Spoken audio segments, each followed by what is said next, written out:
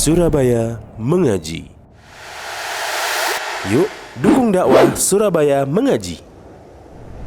Salurkan harta terbaik Anda untuk operasional dakwah.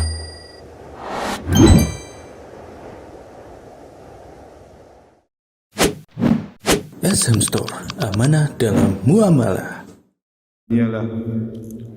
Asyhadu an la ilaha illallah wahdahu la syarikalah wa asyhadu anna Muhammadan abduhu wa rasuluh.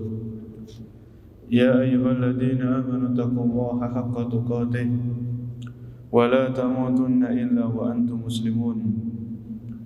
Ya ayyuhan nasu taqu rabbakumul ladzi khalaqakum min nafsin wahidah wa khalaqa minha zawjaha wa bassa minhuma rijalan katsiran wa nisaa wattaqullaha alladzi tasaaluna bihi wal arham innallaha kana 'alaikum raqiba. Ya ayyuhalladzina amanu taqullaha wa qulu qawlan sadida yuslih lakum a'malakum wa yaghfir lakum dhunubakum wa man yuti'illaha wa rasulahu faqad faza fawzan 'azima. Amma ba'd. Fa inna asdaqal hadithi kitabullah wa khairal huda hudan nabiyyi sallallahu alaihi wasallam wa syarrul umuri muhdatsatuha wa kullu muhdatsatin bid'ah wa kullu bid'atin dhalalah wa kullu dhalalatin finnar. Para hadirin kaum muslimin dan muslimah yang dimuliakan Allah Subhanahu wa taala.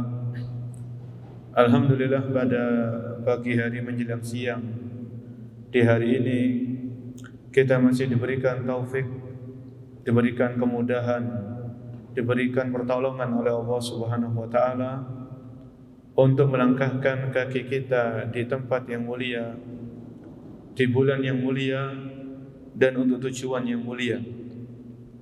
Kita melangkahkan kaki kita ke salah satu rumah di antara rumah-rumah Allah Subhanahu wa taala, dan kita berada di bulan yang mulia, yaitu bulan Al-Muharram, salah satu dari 4 bulan yang diagungkan, diistimewakan oleh Allah dan Rasul-Nya. Dan kita berada di tempat ini untuk tujuan yang mulia, yaitu untuk thalabul ilm atau menuntut ilmu syar'i. Semoga Allah Subhanahu wa taala menganugerahkan kepada kita ilmu yang bermanfaat sebagai bekal ketika kita menghadap Allah Subhanahu wa taala. Untuk kajian pada hari ini kita akan membahas sebuah tema atau sebuah judul, yaitu adab dan toleransi kepada keluarga yang masih kafir. Adab dan toleransi kepada keluarga, kepada kerabat yang mereka masih belum beragama Islam. Dalam hal ini, para jamaah yang Allah muliakan, kita perlu mengingat bahwasanya Islam adalah satu-satunya agama yang diridhoi oleh Allah Subhanahu wa taala. Sebagaimana Allah Subhanahu wa taala berfirman, "Innad dina indallahil Islam." Sesungguhnya agama yang diridhoi Allah. Kemudian Islam ini adalah agama yang sempurna, agama yang lengkap, yang mengatur seluruh aspek kehidupan seorang muslim dan muslimah. Sebagaimana Allah Subhanahu wa taala berfirman di surat Al-Maidah ayat yang ketiga, "Al-yauma akmaltu lakum dinakum." Pada hari ini, kata Allah, aku telah menyempurnakan agama kalian, sampai akhir ayat. Maka dalam hal ini kita harus meyakini bahwasanya Islam ini agama yang sempurna, yang mengatur seluruh aspek kehidupan seorang muslim dan muslimah.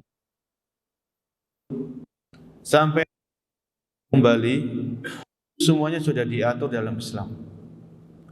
Sampai ketika kita masuk ke dalam toilet, masuk ke dalam kamar mandi, doanya apa, kaki mana yang didahulukan, itu sudah diajarkan oleh Islam.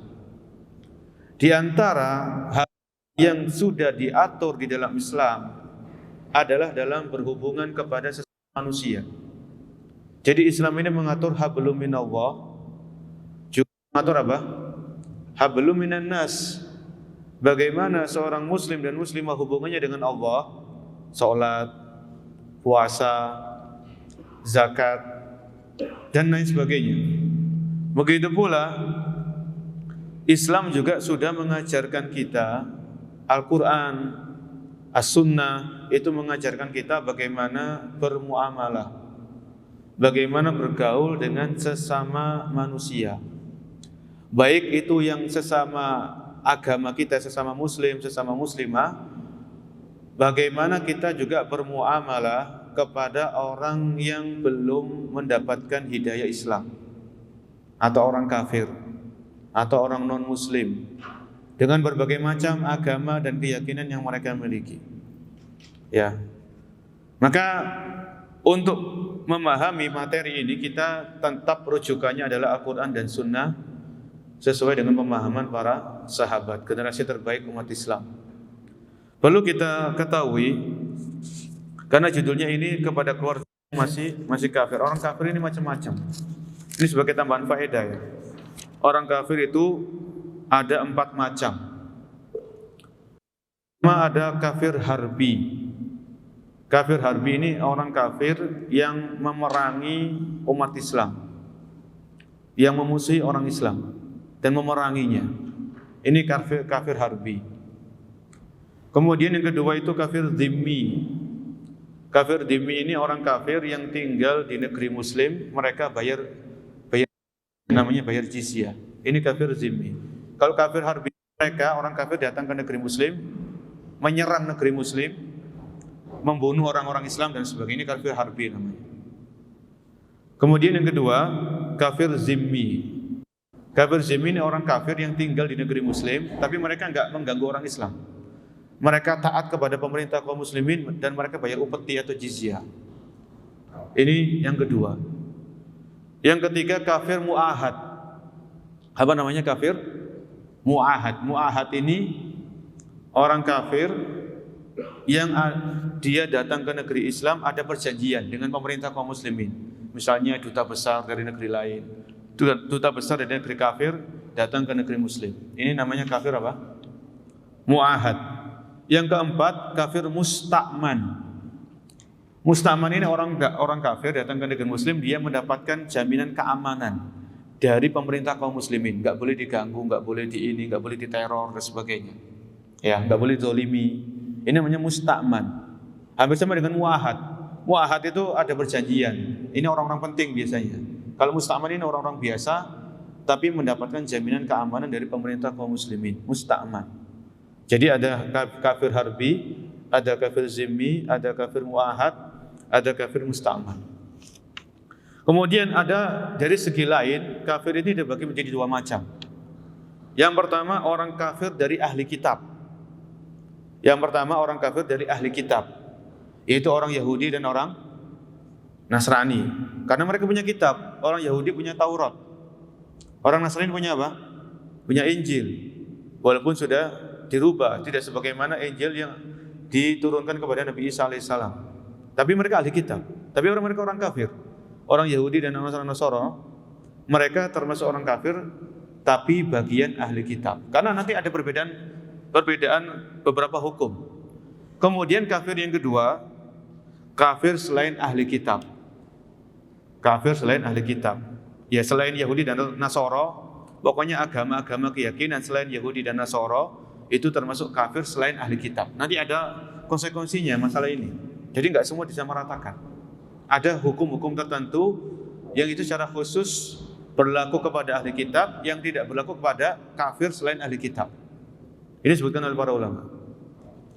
Taib, dalam bermuamalah atau adab, karena Islam kan mengajarkan kita adab. Nabi SAW bersabda, "Innama bu'istu liutammima makarimal akhlak." Atau kama qala. Sesungguhnya aku diutus oleh Allah, kata Nabi, untuk menyempurnakan akhlak-akhlak yang mulia. Ya, termasuk bagaimana seorang muslim dan muslimah itu berakhlak kepada keluarganya, baik itu keluarga yang sama-sama sudah muslim atau berakhlak, beretika, bersopan santun kepada keluarganya yang masih belum mendapatkan hidayah Islam. Ya. Karena tidak menutup kemungkinan masih banyak dalam satu keluarga, dalam satu kartu keluarga, satu kakak itu ya, mungkin bapaknya masih non muslim, ibunya sudah Islam, anak-anaknya sudah Islam. Atau mungkin bapaknya sudah masuk Islam, ibunya masih kafir. Anak-anaknya sebagian sudah masuk Islam, sebagian masih kafir. Ini dalam satu kartu keluarga. Ya, dalam satu kartu keluarga. Maka di sini perlu kita sedikit mempelajari, mengingat-ingat kembali kalau sudah pernah belajar adab-adab yang perlu kita perhatikan di saat bersosialisasi atau bergaul dengan keluarga yang masih kafir. Dalam hal ini kita perlu mengingat firman Allah di surat Al-Mumtahanah. Surat Al-Mumtahanah ayat yang ke-8 para jemaah. Di juz 28. Allah Subhanahu wa taala berfirman di surat Al-Mumtahanah ayat ke-8, yaitu ayat yang berbunyi la yanhaakumullahu 'anil ladzina lam yuqatilukum fid din wa lam yukhrijukum min diyarikum an tabarruhum wa tuqsitu ilaihim innallaha yuhibbul muqsitin. Yang artinya la yanhaakumullahu 'anil ladzina lam yuqatilukum fid din. Allah tidak melarang kalian berbuat baik, ya, dan berlaku adil kepada orang-orang yang tidak memerangi kalian, ya. Walam yukhrijukum min diyarikum, dan tidak mengusir kalian dari rumah-rumah kalian, ya. Antabarruhum, untuk kalian tetap berbuat baik kepada mereka, ya. Antabarruhum wa tuqsitu ilaihim, dan kalian berbuat adil kepada mereka. Innallaha yuhibbul muqsitin. Sesungguhnya Allah menyukai orang-orang yang berlaku adil. Ya. Maka dalam hal ini Allah tidak melarang kita untuk berbuat baik dan berbuat adil kepada orang-orang, termasuk di sini orang-orang kafir yang itu ada hubungan keluarga, selama orang-orang ini tidak memerangi kita, tidak memaksa kita untuk tetap kembali kepada agama mereka. Ya, tidak mengusir kita dari rumahnya. Ya, jadi la yanhaakumullahu 'anil ladzina lam yuqatilukum fid din wa lam yukhrijukum min diyarikum an tabarruhum. Ya. Jadi pada asalnya ini kaidah asal sebagaimana dalam Al-Mumtahanah ayat 8, seorang muslim itu tetap dianjurkan, diarahkan oleh Allah untuk tetap berbuat baik dan berlaku adil kepada siapapun, ya, baik yang muslim atau kepada non muslim, selama yang non muslim ini tidak memerangi kita. Walam yuqatilukum fiddin, tidak memerangi kita, maksudnya ya tidak memaksa kita untuk ikut agama mereka, ya, kemudian tidak menghalangi kita untuk menjalankan ibadah sesuai dengan syariat Islam. Ini tidak memerangi kita. Misalnya ya, ada anak, dia masuk Islam, bapaknya masih kafir. Si bapak ini membiarkan anaknya masuk Islam, dibiarkan. Ya, sesuai dengan hidayah yang Allah berikan kepada si anak. Bapaknya diam, masuk Islam. Ya, kemudian si anak ini enggak dihalang-halangi untuk sholat, enggak dihalang-halangi untuk puasa Ramadan. Maka si anak ini tetap dia diarahkan, diajarkan oleh Allah untuk berbuat baik kepada bapaknya, antabarruhum, dan berbuat adil kepada bapaknya. Karena bapaknya ini kan enggak memerangi, dalam artian anaknya masuk Islam dipersilakan, ya, enggak dihalang-halangi. Mau menjalankan rukun-rukun Islam seperti sholat, puasa, haji, itu diberikan sama bapaknya. Maka dalam hal ini kita menjalankan ayat ini Al-Mumtahanah 8, kita berbuat baik kepada keluarga kita, kerabat kita yang mereka masih dalam kekafiran, belum dapat hidayah dari Allah Subhanahu wa taala. Namanya berbuat baik ini kan umum para jemaah. Bisa dengan ucapan, bisa dengan tulisan, bisa dengan perbuatan atau sikap atau perilaku atau yang semisalnya. Ini kaidah asalnya, ya. Ini kaidah asalnya. Sebelum nanti kita perinci satu persatu hal-hal apa saja yang bisa dilakukan, hal-hal apa saja yang dilarang. Ya. Taib. Kalau kita lihat judulnya, adab dan toleransi kepada keluarga yang masih kafir. Keluarga ini macam-macam. Ya. Kalau kita bicara masalah keluarga, di garis terdepan ini adalah ibu dan bapak. Kan begitu ya? Orang tua. Jadi kalau kita bicara masalah keluarga, kerabat, di garis terdepan itu kedua orang tua kita. Ibu dan bapak kita. Karena kedudukan mereka itu nggak ada yang bisa ngalahkan. Dalam artian orang yang paling terdekat dengan kita, ya ibu bapak kita, ya, maka perilaku kita kepada kedua orang tua itu nggak bisa disamakan dengan perilaku kita kepada orang lain. Adab kita kepada kedua orang tua itu harus lebih dibandingkan dengan orang-orang yang lain. Oleh karena itu di surat Luqman ayat ke-15, ya, di surat Luqman ayat yang ke-15, setelah Allah menjelaskan tentang kewajiban berbakti kepada orang tua, apa kata Allah di ayat yang ke-15? Wa in jahadaka ala an tusyrika bi ma laysa laka bihi ilmun fala tuti'huma wa sahibhuma fid dunya ma'rufa. Ya. Wa in jahadaka, kalau kedua orang tuamu itu memaksamu untuk melakukan kesyirikan terhadap diriku, yaitu terhadap Allah Subhanahu wa taala, melakukan kekufuran, ya, ma laisa laka bihi ilmun, yang kau tidak memiliki ilmu di atasnya, fala tuti'huma, maka jangan engkau mematuhi kedua orang tua. Ya. Jadi kalau orang tua masih kafir, salah satunya atau dua-duanya masih kafir, anaknya masuk Islam, kok dihalang-halangi, ya, diintimidasi dan lain sebagainya. Kemudian si anak ini tetap di atas pendiriannya, dia masuk Islam, ya, maka Allah mengatakan fala tuti'huma, kalau kedua orang tuamu itu mengajak kamu untuk kembali kepada kekufuran, kembali kepada murtad dari agama Islam, fala tuti'huma, jangan kau mematuhi mereka berdua. Wa sahibhuma fid dunya ma'rufa, tapi tetap temanilah mereka di dunia ini dengan cara yang apa? Cara yang baik. Ya. Jadi masalah akidah itu memang nggak bisa dicampur adukan. Masalah akidah, keyakinan, ini nggak bisa jadi gaduh-gaduh, nggak bisa. Harus tegas. Ini syirik, ini tauhid. Syirik dan tauhid nggak mungkin bersatu selama-lamanya. Ini sunnah, ini bid'ah. Sunnah dan bid'ah nggak mungkin bersatu selama-lamanya. Ini taat, ini maksiat. Taat dan maksiat nggak mungkin bersatu selama-lamanya. Ya.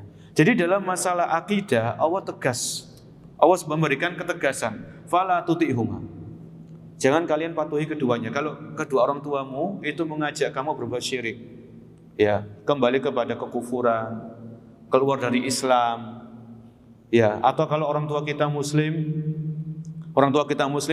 kemudian orang tua kita ngajak kita ke dukun ini kan kesyirikan, ya, maka jangan dipatuhi kedua orang tua. Tapi Allah juga mengingatkan masalah adab. Wa sahibhuma fid dunya ma'rufa, tapi temani, maksudnya tetap jaga adab kalian kepada keduanya selama di dunia ini dengan baik, ya, jaga tutur kata, jaga sikap, jaga ucapan, jaga perilaku dan sebagainya, ya.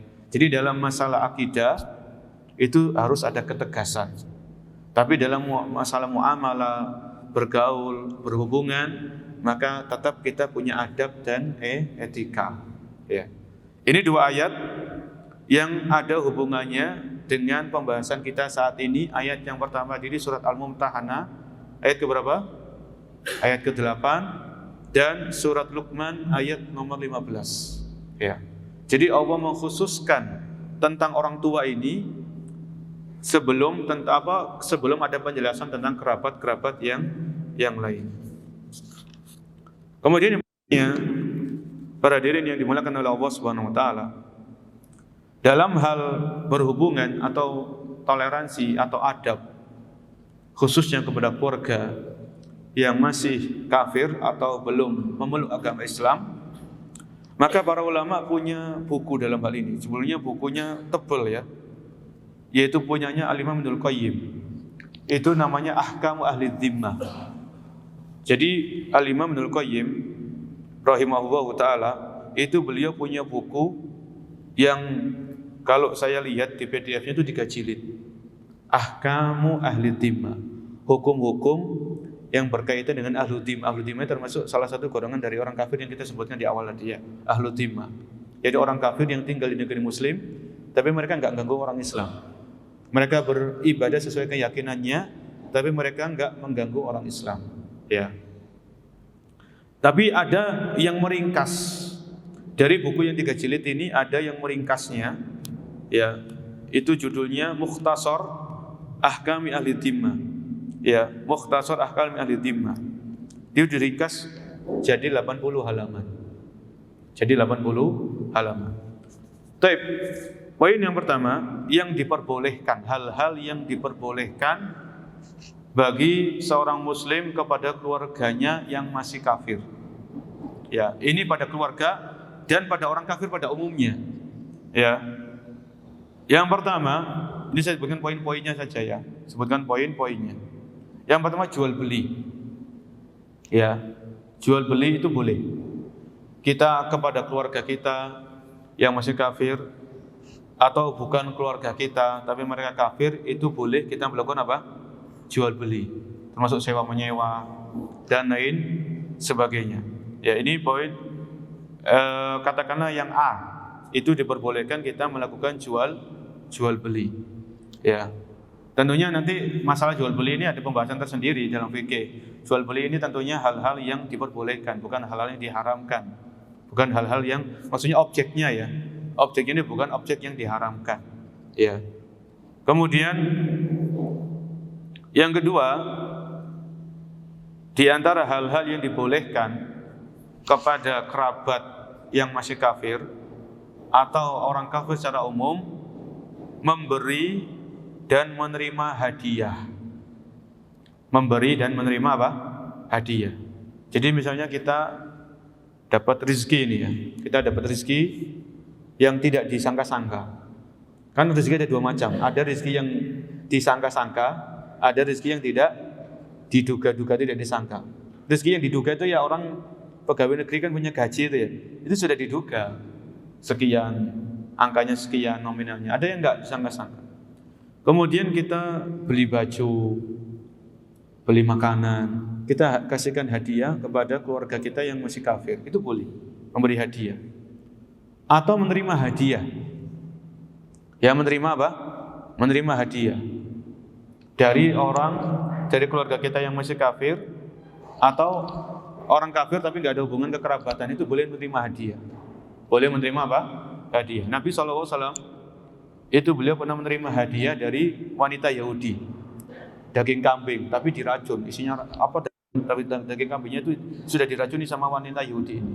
Tapi Nabi kan nggak tahu. Beliau seorang Nabi dan Rasul, tapi beliau nggak tahu perkara ghaib. Nabi nggak tahu perkara ghaib. Ya, jadi beliau makan daging kambing itu. Ini kembali kepada pembahasan intinya. Kalau kita dikasih hadiah sama orang kafir non Muslim, entah itu kerabat kita atau bukan kerabat kita, maka kita terima hadiah tersebut. Kalau tidak ada syaratnya, nanti harus ini, pokoknya tanpa embel-embel, terima saja. Ya, terima saja. Kemudian poin yang berikutnya, yang antum kasih poin-poin sendiri ya. Yang berikutnya yang C, di antara hal-hal yang diperbolehkan mendoakan yang masih hidup di antara kerabat kita yang kafir untuk mendapatkan hidayah. Mendoakan. Boleh kita mendoakan keluarga kita yang masih kafir khususnya supaya mereka mendapatkan hidayah dari Allah Subhanahu wa taala. Ya.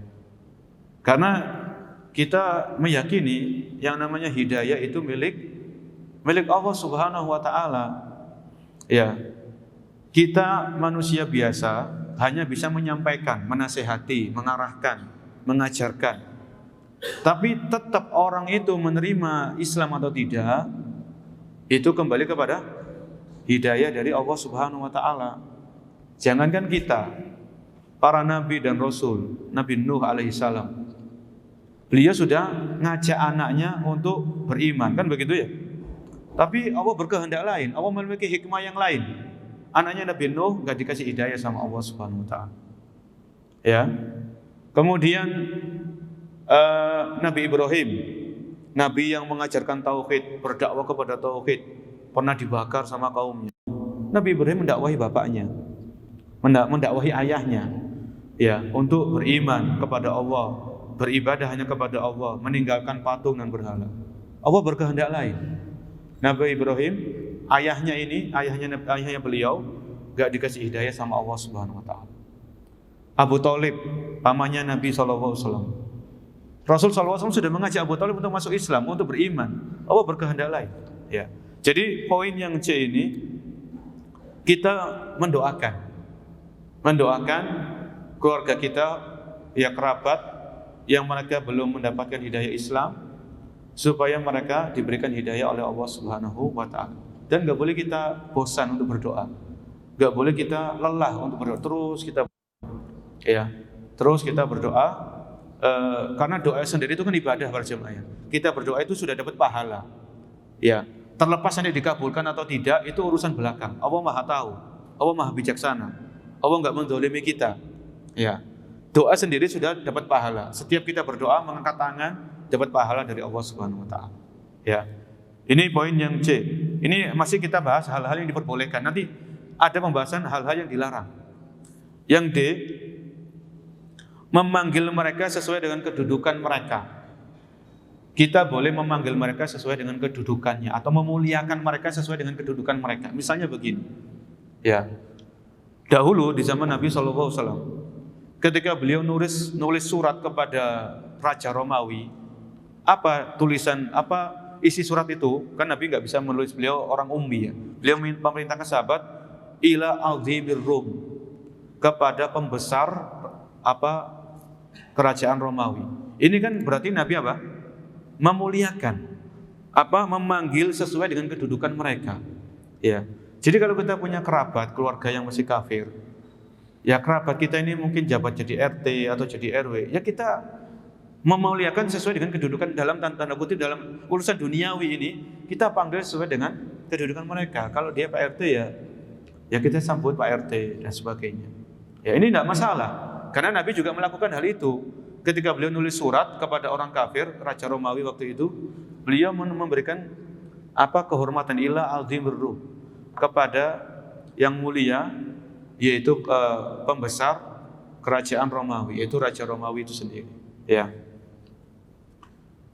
Kemudian yang E, yang berikutnya, boleh memuji kebaikan mereka, boleh memuji kebaikan yang mereka miliki selama ada maslahatnya. Boleh memuji kebaikan yang mereka miliki selama ada maslahatnya. Misalnya kita punya kerabat, ya masih kafir, tapi orangnya jujur, orangnya ulet, orangnya amanah. Ya kita sebutkan kebaikannya dalam artian apa adanya gitu. Walaupun dia kafir, dalam masalah akidah kita beda. Ya, dalam masalah akidah kita berbeda, dia kafir, kita sudah beriman, Muslim. Ya, tapi orang ini punya kebaikan, orangnya jujur, orangnya sabar, orangnya dermawan. Ya kita sebutkan sesuai dengan apa adanya. Kita nggak menutup-nutupi. Itu boleh. Dalam Islam itu diperbolehkan. Ya. Taib yang berikutnya,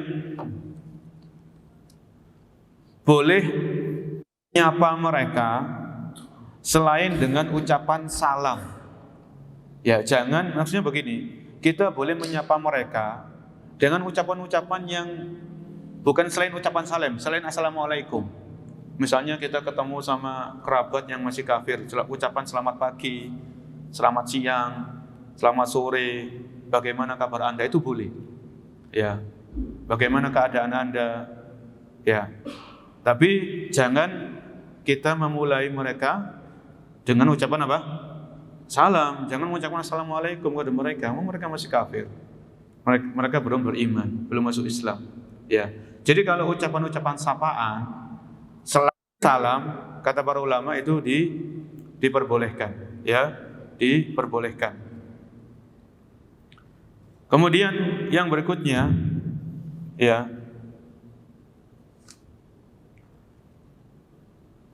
tidak mengganggu mereka dengan ucapan atau perbuatan. Ya, tidak mengganggu mereka dengan ucapan ataupun perbuatan. Maksudnya kan di dalam Islam kezaliman itu kan dilarang oleh Allah Subhanahu wa taala. Ya, Allah mengharamkan kezaliman dengan segala macam bentuknya. Kezaliman ini ada ada beberapa bentuk. Yang pertama, zalim dalam masalah darah. Zalim dalam masalah apa? Darah. Yang kedua, zalim dalam masalah kehormatan. Memfitnah, menuduh, membuli, ya, menyebarkan aib. Ini dalam masalah kehormatan. Yang ketiga, zalim masalah harta. Ya. Zalim dalam masalah harta. Walaupun kerabat kita ini mereka masih belum memeluk Islam, dalam artian masih kafir, kita nggak boleh bertindak semena-mena. Maksudnya kita berbuat seenak dewe, kita caci maki dia, kita olok-olok, ini nggak boleh. Ya. Kemudian kita menfitnah dia, padahal dia nggak melakukan ini, kita fitnah, kita tuduh, ya, kita menipu dalam jual beli, kita tipu dia, ya, kita bawa lari uangnya, ini nggak boleh. Ya, kezoliman itu diharamkan kepada sesama muslim, sama muslimah, termasuk juga kepada non muslim. Kita dilarang berbuat kezoliman, ya, dilarang berbuat kezoliman. Yang berikutnya, kita boleh menerima rekomendasi dari orang kafir, kita boleh menerima atau mengabulkan rekomendasi dari orang kafir, kerabat kita yang masih kafir. Misalnya begini, ya, kita punya kerabat masih kafir, masih non muslim. Kemudian dia merekomendasikan, kalau kamu belanja kain, belanja di tempat ini, orangnya enak, kemudian jujur. Ya sudah, ini kita terima rekomendasinya, nggak apa-apa. Ya, kalau kamu mau, tolong ini saya punya kerabat, saya punya anak misalnya atau apa, tolong ini dimasukkan ke sekolah ini, tolong nanti dibantu. Ya, dalam artian kalau memang anak ini berhak, ya kita bantu, kita terima rekomendasinya kerabat kita yang masih kafir ini, selama memang dia ikut proses, ya, ikut seleksi, ikut ini, ikut itu semuanya dan lain sebagainya. Ya, ini diantara poin yang disebutkan oleh para ulama. Kenapa? Karena dahulu ada orang kafir di zaman Nabi SAW, namanya Mut'im bin Adi. Mut'im ini orangnya baik kepada Nabi SAW, tapi orang kafir, tapi baik sama Nabi SAW. Ketika Bani Hashim itu diboikot sama orang-orang kafir, nggak boleh ada jual beli, nggak boleh ini. Maka Mut'im bin Adi ini orang kafir itu yang menggagalkan pemboikotan ini, yang menyudahi pemboikotan ini. Ya, maka kebaikannya Mut'im bin Adi itu dikenang sama Nabi SAW. Ya, ketika perang Badar itu selesai, kaum muslimin mendapatkan kemenangan. Apa kata Nabi? Seandainya Mut'im bin Adi ini masih hidup, kemudian dia bilang kepadaku supaya membebaskan tawanan-tawanan orang kafir ini, maka aku akan bebaskan. Ya, ini menunjukkan bahwasanya rekomendasi dari orang kafir selama itu memang tidak ada hubungannya dengan akidah dan sebagainya, cuma masalah duniawi, boleh kita ambil. Atau kita kasih nasihat, kasih arahan, dikasih masukan sama orang-orang kafir, sama keluarga, ya. Maka selama memang pendapat mereka, nasihat mereka itu bagus, tidak ada hal yang bertentangan dengan Islam, maka boleh kita mengambil nasihat, mengambil rekomendasi dari mereka atau yang semisalnya, Kemudian yang berikutnya, yang termasuk adab dan etika atau toleransi kepada kerabat khusus yang masih kafir, yaitu serta dalam kegembiraan mereka dalam hal-hal yang sifatnya duniawi. Saya ulangi, disebutkan dalam buku ini, ringkasan tadi ya, ringkasan Ahkam Ahli Dhimmah di halaman 29. Kita boleh ikut serta dalam kegembiraan mereka selama dalam hal-hal yang sifatnya duniawi. Contohnya begini, ya. Contohnya ada keluarga kita yang masih kafir, mereka naik pangkat, dapat jabatan, maka kita ucapkan selamat ya kamu naik pangkat, ya. Semoga bisa menjaga amanah ini, atau dengan kata-kata yang misalnya itu boleh, ya. atau keluarga kita yang masih kafir ini dia punya anak, ya istrinya melahirkan, selamat ya kamu punya momongan baru dan seterusnya.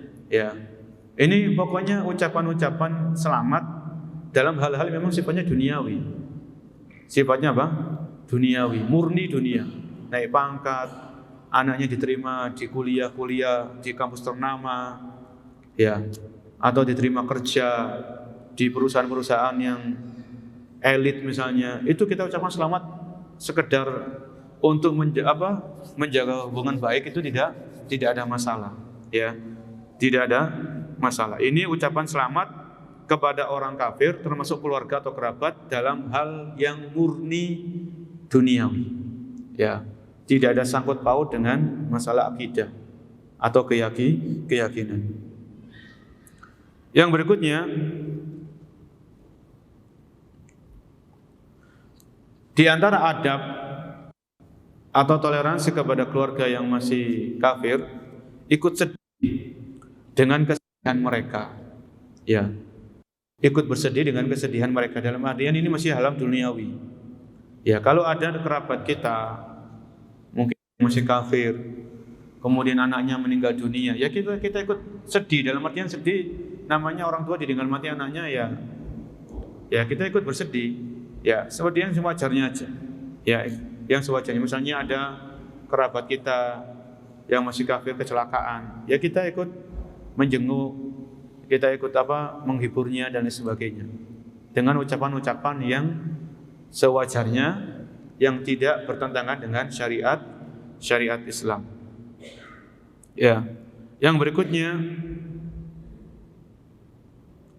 adalah diperbolehkan kita menjenguk orang yang sakit, baik itu orang kafir yang masih keluarga atau orang kafir yang nggak ada hubungannya dengan keluarga.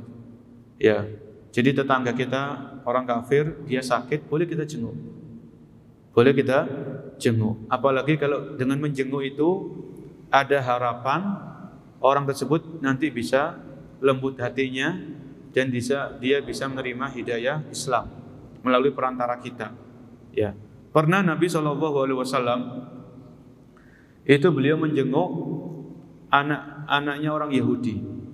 Ya, bapaknya Yahudi, anaknya ini otomatis kan masih ikut agama Yahudi. Ya, waktu itu Nabi SAW menjenguk anak ini. Beliau jenguk.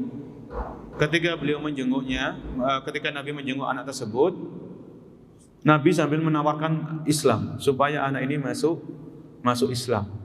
Ya, bersyahadat. Maka anak ini lihat ke bapaknya. Maksudnya bapaknya yang Yahudi tadi, dilihat bapaknya. Boleh apa enggak gitu loh. Akhirnya bapaknya mengatakan ati Abul Qasim. Ikutilah, taatilah apa yang diucapkan oleh Abul Qasim. Abul Qasim siapa?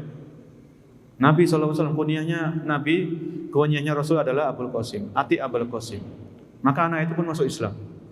Ya. Ketika anak ini masuk Islam, Nabi keluar dalam keadaan gembira, senang. Ya. Karena ada orang yang masuk Islam melalui perantara beliau sallallahu alaihi wasallam. Ya.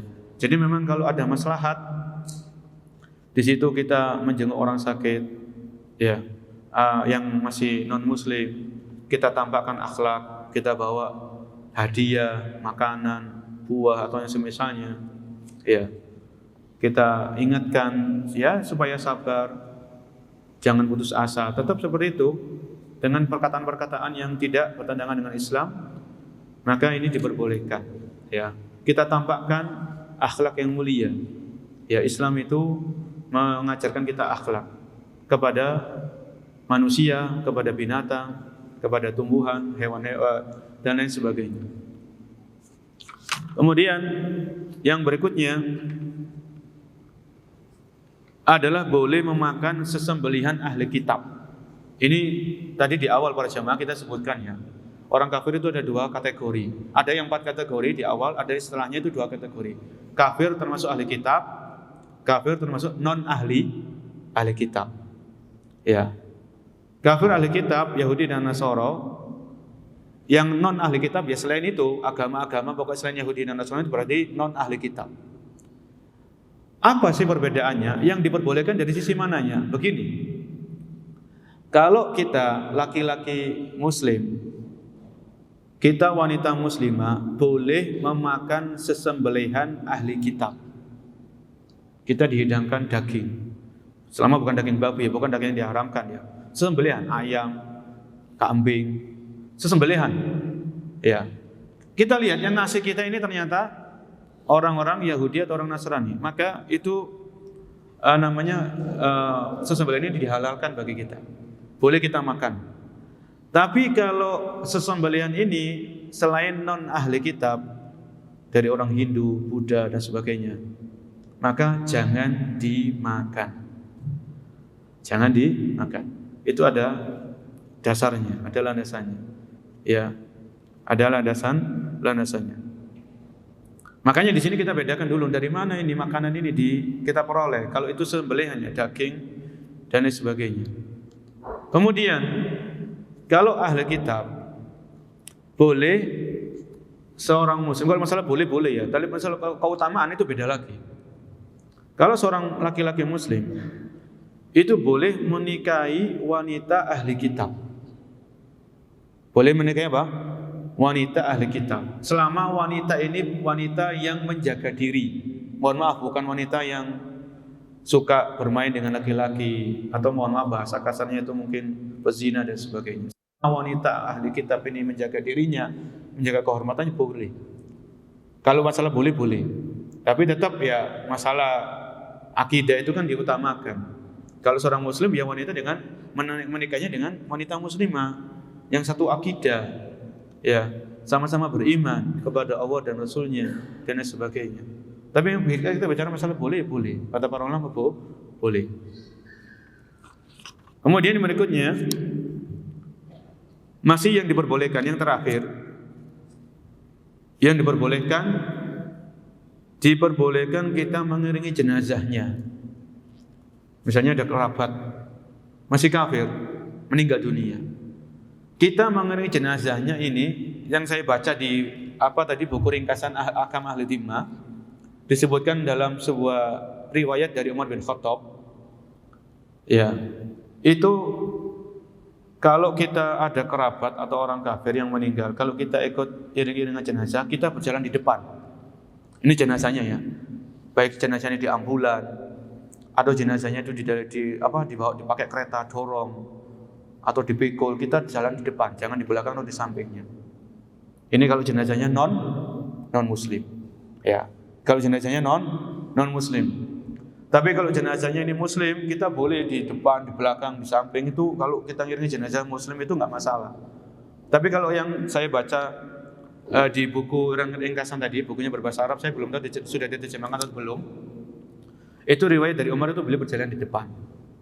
Ya. Ada riwayat yang lain itu ngiringi tok sampai di pemakaman langsung pulang, nggak ikut proses pemakaman, nggak ikut. Ada yang mengatakan beliau langsung pulang, nggak ikut proses pemakaman. Ya, ini dalam masalah mengiringi jenazah non muslim, baik itu kerabat, keluarga atau bukan kerabat atau keluarga. Selama dia itu belum beragama Islam, maka kalau kita memang perlu mengikuti, kita ikuti dari depan. Misalnya kita ketua RT ya, misalnya ada tetangga, ada anggota warga kita yang non muslim, kita sebagai RT mau ikuti jenazah, jalannya di depan. Kita muslim kok. Ya, kita muslim jalannya di depan. Jangan di belakang atau di sampingnya. Ya. Kalau memang diperlukan. Seandainya kita nggak ikut iringan jenazah, insya Allah nggak masalah. Maksudnya nggak masalah. Kita tetap menjaga hubungan baik dengan kerabat kita tadi yang masih kafir. Ya, dalam masalah ini kita nggak ikut-ikutan karena memang sudah dalam hal ini mungkin ada sangkut pautnya dengan masalah akidah. Ya. Jadi lihat keadaan. Kalau memang ada maslahatnya, kita ikut-ikutan iringan jenazah, tapi kita jalannya di depan, maka kita ikut. Kalau nggak ada maslahatnya ya sudah. Ya, kita tidak ikut mengiringi jenazah. Taib, yang berikutnya hal-hal yang tidak diperbolehkan atau dilarang. Kalau tadi hal-hal yang dibolehkan. Ya. Sekarang hal-hal yang dilarang. Hal-hal yang dilarang. Yang pertama adalah dilarang bagi wanita muslimah menikah dengan laki-laki kafir. Ya. Jadi misalnya ada satu keluarga, satu kakak, bapaknya kafir, ibunya muslimah, anak-anaknya sudah masuk Islam. Ternyata bapaknya yang kafir ini mau menjodohkan anaknya yang sudah masuk Islam tadi, anaknya perempuan dengan laki-laki kafir, ini nggak boleh. Ya, jadi nggak boleh bagi wanita muslimah menikah dengan laki-laki kafir. Ya, nggak boleh. Ini kan hal kita bicara toleransi, tapi kita ada batasan-batasannya. Ya, yang kedua, kita tidak boleh memulai salam. Kita tidak boleh memulai salam. Ya, misalnya yang boleh kan tadi selamat pagi, selamat siang, atau misalnya. Tapi kalau kita ketemu sama keluarga yang masih kafir, kita ucapkan assalamualaikum, ini nggak boleh. La tabda'ul yahuda wan nasara bisalam. Kata Nabi SAW, secara makna, janganlah kalian mendahului orang-orang Yahudi dengan orang Nasrani dengan salam. Tapi kalau kita mendengar orang-orang kafir mengucapkan salam kepada kita, maka jawabnya waalaikum, gitu aja. Titik. Gak usah waalaikumsalam warahmatullahi wabarakatuh, tidak. Waalaikum, gitu aja. Ya. Ini jawabnya seperti itu. Kemudian kalau yang ketiga ya, atau yang berikutnya lah, sampean catat sendiri nomor berapa. Yang berikutnya, kalau ada keluarga kita yang kafir ini bersin, ya dia bersin karena dia bergaul dengan orang-orang Islam. Kalau dia bersin baca apa? Alhamdulillah. Kita nggak boleh mengucapkan yarhamukallah, ini orang kafir kok, nggak boleh. Tapi kita boleh membaca yahdikumullah, itu boleh. Karena itu isinya doa untuk apa? Hidayah. Langsung saja yahdikumullah wa yuslihu balakum, nggak apa-apa, sampai yuslihu balakum nggak apa-apa. Ya, ini perlu diperhatikan. Ya, karena yarhamukallah ini khusus sama Muslim. Kalau wanita ya sama muslimah gitu. Ya, ini perlu diperhatikan. Jangan latah ya. Jangan latah. Tapi yang berikutnya, termasuk yang dilarang adalah ikut-ikutan dalam perayaan keagamaan mereka. Ikut-ikutan gembira, senang-senang di hari-hari raya mereka. Baik itu hari ini, hari itu, pokoknya dalam perayaan-perayaan mereka yang sifatnya agama. Dengan berbagai macam keyakinan dan agama ya. Pokoknya dalam masalah perayaan agama kita nggak boleh ikut-ikutan, ikut senang-senang, ikut gembira, apalagi mengucapkan selamat, ini tidak, selama-lamanya tidak. Ya, karena kalau kita mengucapkan selamat seolah-olah kita setuju dia menyembah kepada salib dan sebagainya, mengagungkan salib, kita seolah-olah setuju. Dan ini lebih berat daripada kita mengucapkan selamat Anda telah berzina, selamat Anda telah korupsi. Itu lebih jauh dari itu, jauh di atasnya lagi itu beratnya. Ya. Dalam masalah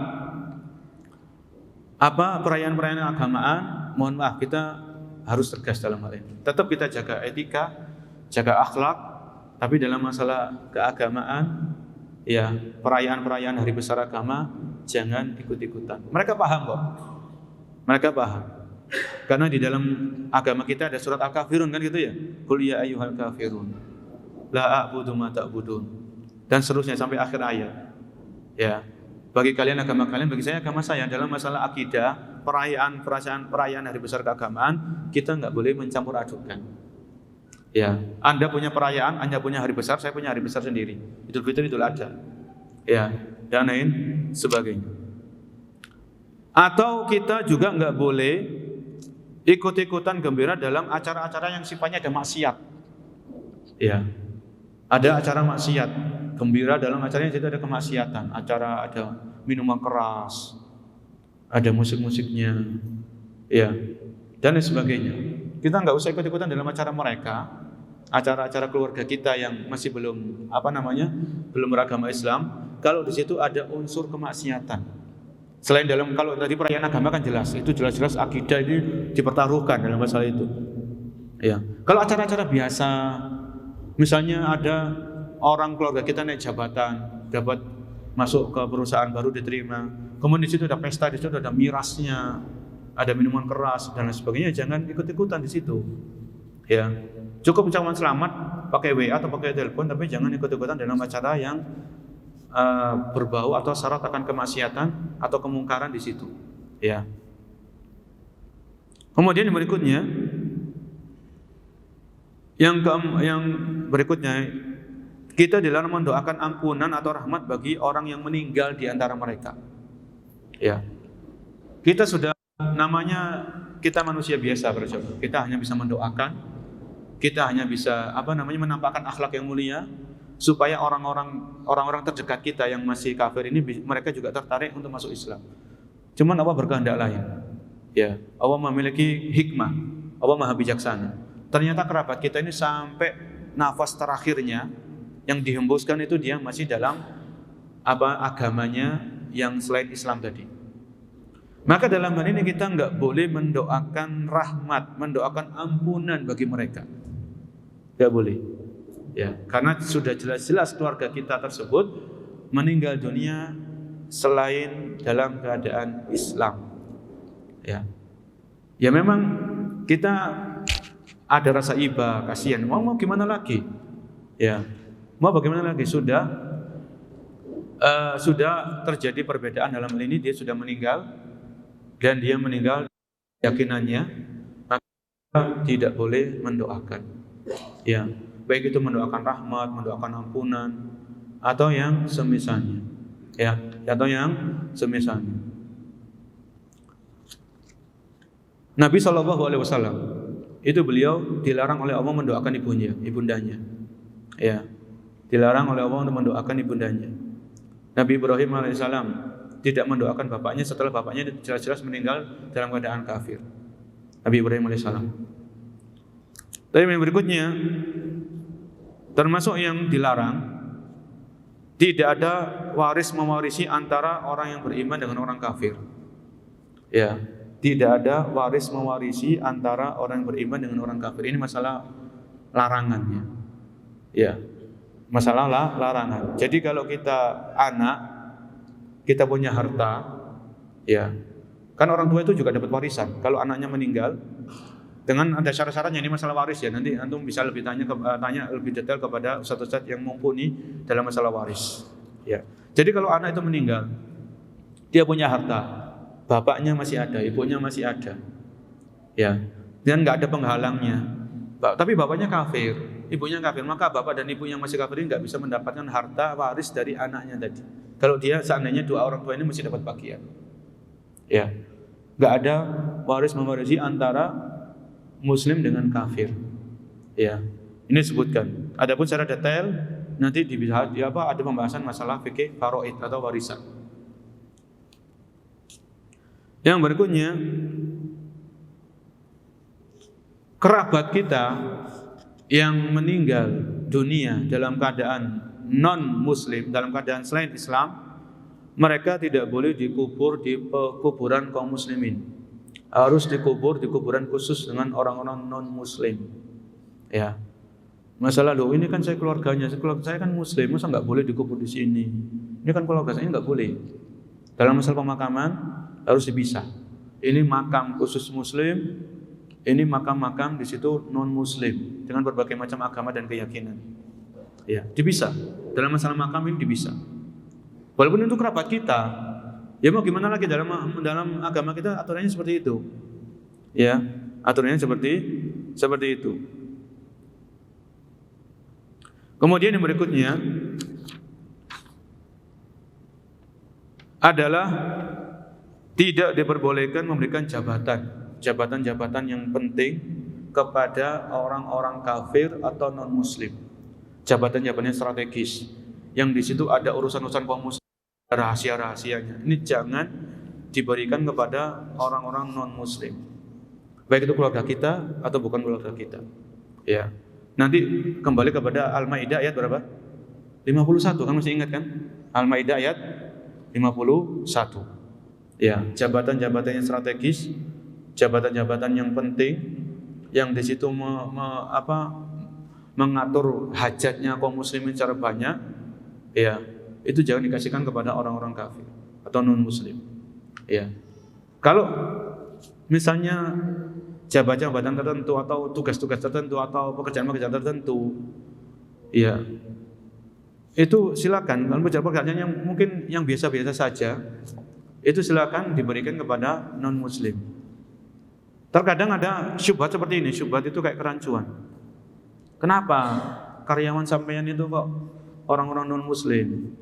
Kok nggak milih orang-orang Islam sebagai karyawan atau pegawai sampean?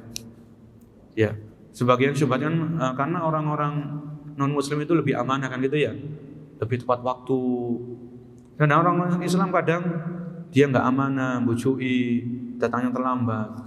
Tuh, jangan seperti itu. Kalau orang Islam paham akan ajaran Islam, sebenarnya Islam mengajarkan kita amanah atau tidak? Mengajarkan kita untuk amanah.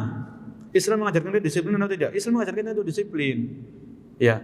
Jadi jangan langsung cari pegawai yang non muslim, cari pegawai yang muslim dulu, yang paham akan ajaran Islam, yang taat kepada ajaran Islam, yang amanah. Itu ada orang-orang seperti itu. Jangan gegabah, jangan menggampangkan begitu saja. Ini di antara fatwanya Syekh bin Baz rahimahullah taala. Jangan langsung menggampangkan. Ya.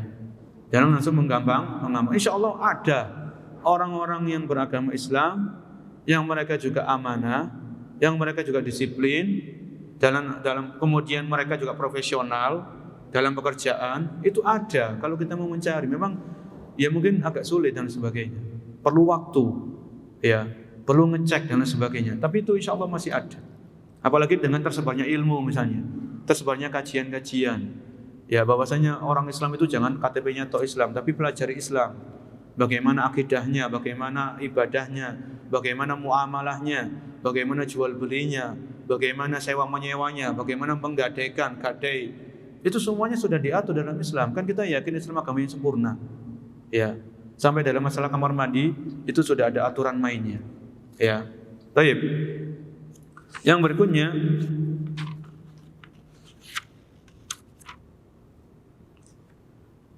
orang yang masih kafir tidak boleh menjadi wali nikah. Misalnya begini ya, bapaknya masih kafir, anaknya sudah masuk Islam, anaknya perempuan masuk Islam, maka bapak yang kafir ini nggak bisa jadi wali untuk menikahkan anaknya. Saya nikahkan kamu dengan putri saya, begini-begini, nggak bisa, nggak boleh. Ya, tidak diperbolehkan seorang bapak yang masih kafir untuk menikahkan putrinya yang sudah masuk Islam. Ya, kalau nggak ada kerabat atau keluarga yang masuk Islam, sedangkan wanita ini sudah masuk Islam, yang menikahkan adalah wali hakim. Wali hakim dalam negara kita ya orang-orang KUA dan atau yang semisalnya. Ya. Kemudian orang kafir ini bukan mahram bagi wanita muslimah. Orang kafir bukan mahram bagi wanita muslimah. Contohnya begini. Anaknya perempuan sudah masuk Islam. Ya. Anaknya ini mau safar ke Jakarta. Safar ke Jakarta ada keperluan, tugas kuliah atau yang misalnya. Bapaknya masih kafir.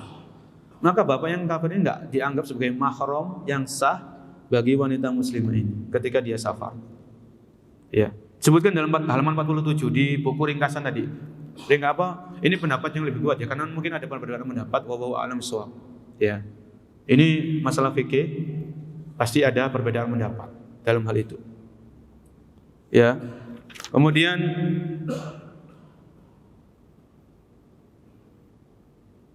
yang berikutnya, tidak boleh membantu misalnya membuatkan kue dalam perayaan-perayaan agama mereka. Jadi kita memang enggak mengucapkan selamat. Ini di halaman 36 buku ini. Itu orang yang beragama Islam, muslim dan muslimah. Ya, kita punya keluarga. Mereka pekan depan mereka akan merayakan hari perayaan mereka, keagamaan mereka. Kita enggak mengucapkan selamat, tapi kita bikinkan kue, kita belikan, kita pesankan. Ini enggak boleh. Ya. Itu tidak boleh karena ada unsur ta'awun 'alal ismi wal udwan. Tolong-menolong dalam perbuatan dosa. Ini sering saya baca ya, bahwa alam nanti kalau ada para jamaah yang mungkin membaca fatwa yang lain dan sebagainya, ya kita berdiskusi dalam hal ini. Dalam artian kita berdiskusi. Kemudian yang berikutnya ini beberapa hal yang saya sebutkan secara ringkas. nanti bisa dicek lagi. Adalah memberikan ini, yang berikutnya adalah akad nikah orang-orang kafir atau non muslim setelah masuk Islam, maka akad nikahnya tidak perlu diulang. Ya, suami istri awalnya kafir, kemudian suami istri masuk Islam, maka akad nikah di saat mereka kafir ini tidak perlu diulang. Tidak perlu diulang ijab kabulnya, enggak perlu. Kenapa? Karena di zaman Nabi SAW itu kan banyak orang yang masuk Islam itu kan ya. Ada di antara mereka sudah nikah, punya anak. Tapi Nabi tidak menyuruh apa? Akad nikah mereka setelah masuk Islam. Sudah, biarkan akad mereka sesuai dengan agamanya yang dahulu. Ketika mereka masuk Islam, akad nikahnya tetap berjalan seperti biasa. Ya, seperti biasa. Hanya saja dalam hal ini, kalau ada hal-hal yang melanggar, ini yang perlu diluruskan. Misalnya begini, suami istri ketika mereka masih kafir, mereka nikah. Ternyata si laki-laki ini, dia punya istri yang pertama itu kakak perempuan, istri yang kedua itu maksudnya orang kafir ini poligami. Dia punya istri lebih satu. Ternyata istri dari suami ini yang kafir ini, dua-duanya itu kakak beradik. Paham ya? Kakak beradik tapi kafir, semuanya kafir. Kemudian 3 orang ini, satu suami, 2 istri, istrinya tadi kakak beradik, adik kandung orang yang masuk Islam. Maka si suami ini harus menceraikan salah satu dari istrinya. Kenapa? Karena dalam Islam nggak boleh menikahi antara saudara kandung, kakak dan adik kita kumpulkan jadi satu, kita poligami misalnya. Tapi yang kita nikahi masih ada hubungan saudara kandung, kakak, dan ini harus dipisahkan, harus diceraikan. Ya. Atau misalnya suami istri masih kafir, kemudian masuk Islam. Ternyata istrinya ini saudara persusuan sama dari suami ini. Setelah dicek, oh ini ternyata saudari sepersusuan. Ini setelah masuk Islam harus diceraikan, harus bercerai. Karena nggak boleh seorang itu menikah dengan saudari persusuannya, ya, nggak boleh. Kecuali jadi itu kalau pada asalnya orang yang beragama non Islam, ketika mereka masuk Islam, maka akad nikahnya tetap sah. Biarkan begitu saja. Setelah masuk Islam, kalau ada hal yang melanggar, baru dibenahkan, diluruskan. Kalau tidak ada, maka akad nikahnya tetap sah. Ya, tetap sah. Mungkin sampai di sini ya sudah untuk pembahasan kita dalam masalah adab dan toleransi kepada keluarga kita yang masih kafir atau masih non muslim. Ya, dengan berbagai macam agama dan keyakinan mereka. Apa ada tambahan dari para jemaah atau ada yang ditanyakan, kita persilakan. Yang dalam pernikahan tadi, itu ketika pernikahannya ada jarak, yang suami belum masuk Islam, yang istri belum masuk Islam, kemudian kemudiannya tetap satu rumah, tapi ada jarak kata-kata baru mengikuti setahun kemudian Islam. Status pernikahannya?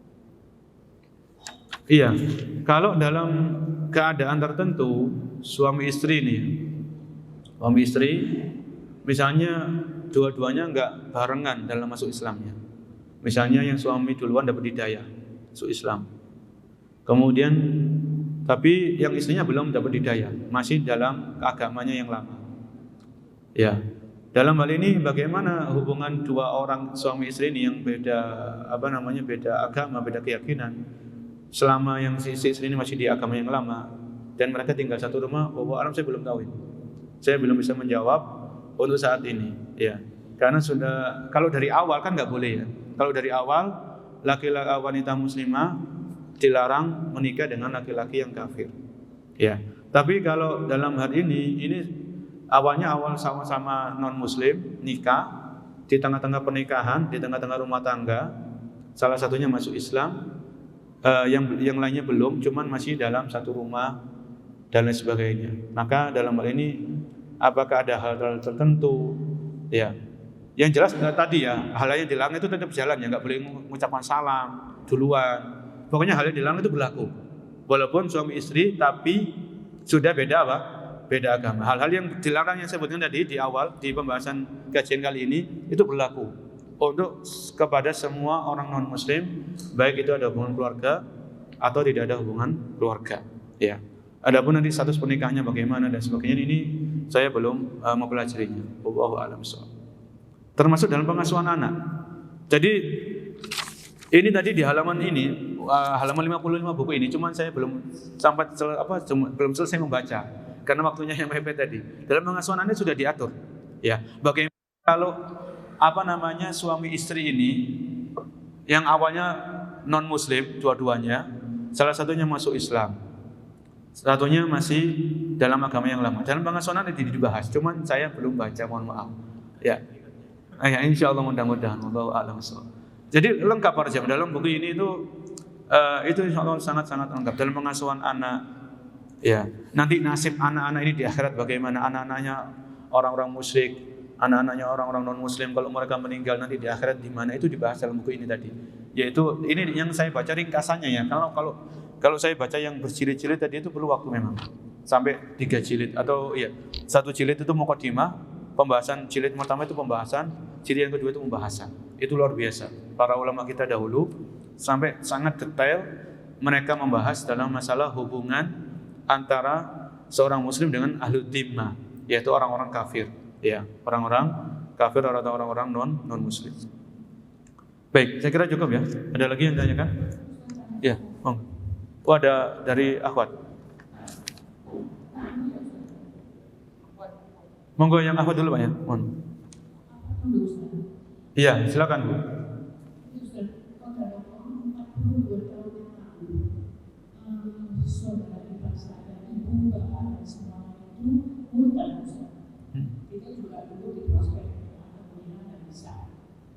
Terus bagaimana sih sebetulnya kita harus bersikap karena dua saudara ipar anak itu yang satu dari berbeda tahunnya dan ada lagi yang satu itu dari pemimpin. Nah, hubungan kita itu anak sudah berusaha untuk baik-baik hidup sama dia, tapi dia itu sudah gak enak karena kita tidak pernah mengucapkan anak. Kedua, kalau dia ulang tahun kita juga tidak pernah datang, tidak pernah mengucapkan juga. Dan hal-hal seperti itu dia itu jadinya itu gimana ya, kita itu rasanya ya gak enak hidup kita. Bagaimana sih kita itu harus bersikap? Terus yang kedua adalah setelah kedua orang tua kami itu meninggal, itu kan ada warisan. Nah, anak dulu itu tidak tahu ilmunya, dan anak dulu belum kenal sunnah. Dan kajian-kajian yang kita ikuti saat itu tidak mengajarkan bagaimana kita harus menerima warisan itu. Dan anak itu menerima warisan, apa warisan yang pernah 42 tahun kita terima itu harus kita keluarkan. Baik, para jamaah yang Allah muliakan, berkaitan dengan hubungan kekeluargaan dengan saudara ipar, entah itu kakak ipar atau adik ipar, yang dimana saudara ipar kita itu mereka murtad, berpindah agama, ya, dan agama apapun atau yang semisalnya, pokoknya dia keluar dari agama Islam.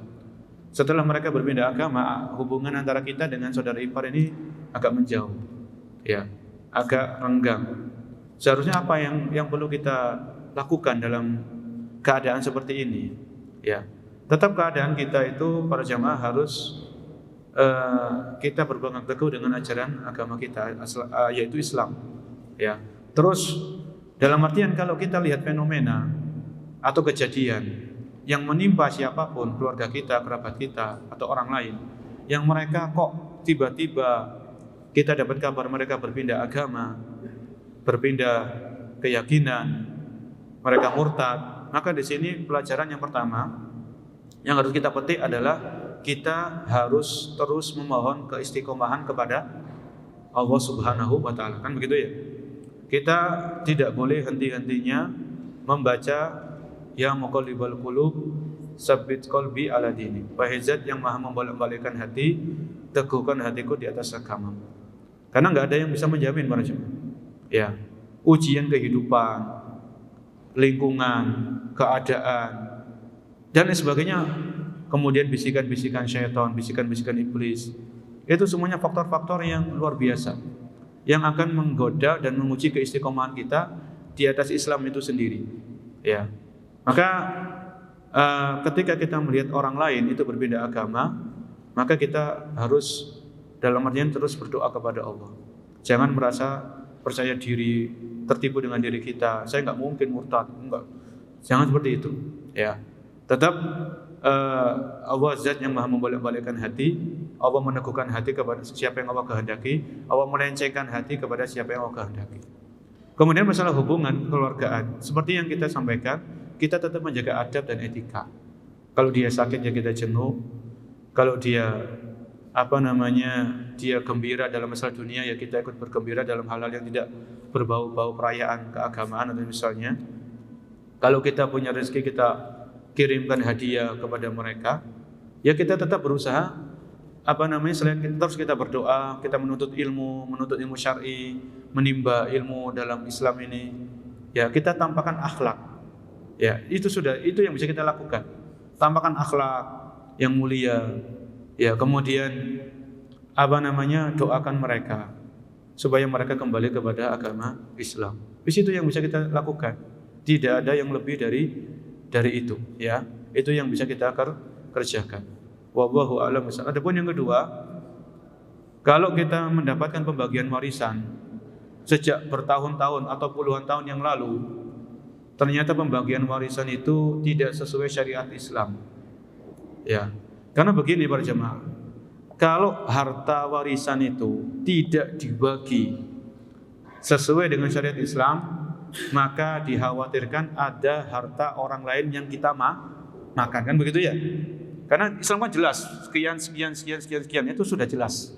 Bagian laki-laki sekian, perempuan sekian, ibu itu sekian, kalau anaknya meninggal itu semuanya jelas. Sampai detail. Ya. Tapi kalau kita dalam keluarga itu pembagian warisan tidak sesuai dengan syariat Islam, kemudian sudah bertahun-tahun, ya kita wallahu a'lam bishawab, kita banyak-banyak sedekah untuk menutupi kekurangan tersebut. Ya. Kita banyak-banyak sedekah, kita menutupi, ya kita mohon ampun kepada Allah Subhanahu wa taala. Karena memang untuk mengajak keluarga untuk membagi waris sesuai dengan hukum Islam itu enggak gampang para jemaah. Tidak mudah, kan begitu ya? Tidak mudah. Dulu ketika saya kuliah di Jakarta semester 8, itu ada pelajaran warisan. Cuman karena nggak pernah murojaah, akhirnya agak lupa. Kalau saya ditanya masalah warisan, saya nggak berani untuk membagi, itu nggak berani. Beneran, ini jujur. Karena memang sudah lama nggak murojaah. Di antara tugas yang diberikan dosen saya waktu itu di semester 8, di semester akhir, kita terjun ke sekolah-sekolah. Waktu itu saya terjun di sekolah Islam di Bekasi. Kita cuman edukasi anak-anak SMA bahwasanya dalam Islam itu sudah ada pembagian waris. Pentingnya membagi syariat Islam itu cuma edukasi saja, mengingatkan saja, belum dalam masalah perhitungan dan sebagainya. Ya. Jadi wallahu alam, mungkin nanti bisa ditanyakan lagi kepada ustadz yang mengisi masalah waris. Kalau di masjid ini saya kira ada Ustadz Salim Ghoni, beliau ngisi di hari Ahad. Cuma Ahad keberapa itu beliau membahas masalah waris. Ya. Karena ini warisan bukan sesuai dengan syariat Islam. Khawatirnya ada hak saudara kita yang kita makan di situ. Bagian saudara, bagian orang lain, keluarga kita yang kita makan di situ. Ya. Untuk menutupi kesalahan, bertobat, kemudian dengan melakukan banyak-banyak berbuat baik seperti sedekah atau yang semisalnya. Ya, bahwa alam kalau memang masih masih bisa dihitung diiling-iling lagi, diingat-ingat lagi, mungkin bisa masih dibagi dengan cara yang sesuai dengan syariat Islam. Wallahu a'lam bishawab. Nggih, monggo Pak. Pertanyaan terakhir nggih.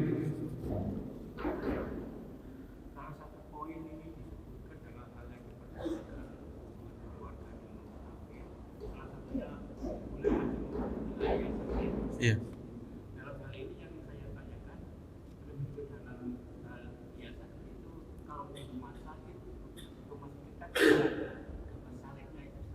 Iya.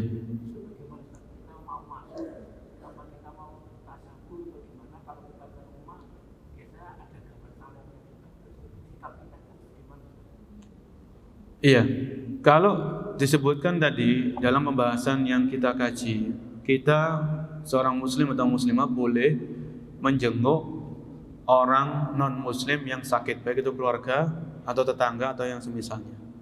Dalam hal ini, kalau yang sakit orang non muslim ini dirawat di rumah sakit mereka, ada syiar-syiar keagamaan mereka, syiar-syiar yang tampak ya, apakah kita boleh datang ke rumah sakit tersebut untuk menjenguk? Wallahu a'lam, saya belum tahu Pak dalam hal ini. Ya, termasuk juga menjenguk di rumahnya kan gitu ya.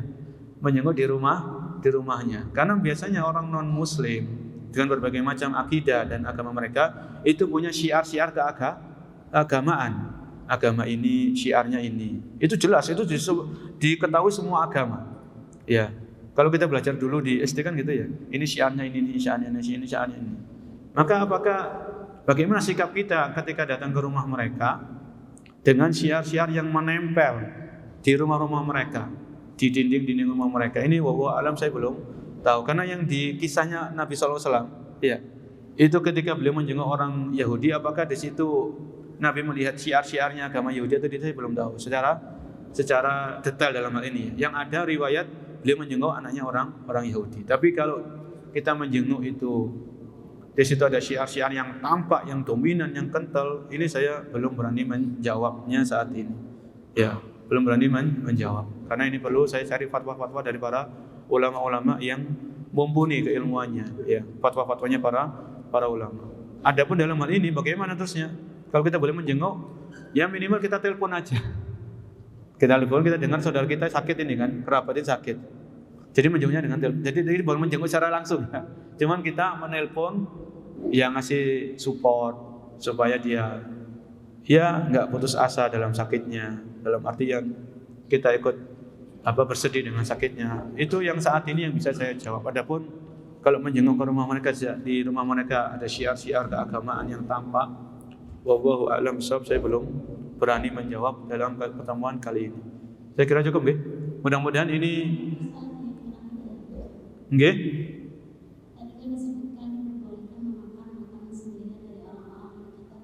Iya.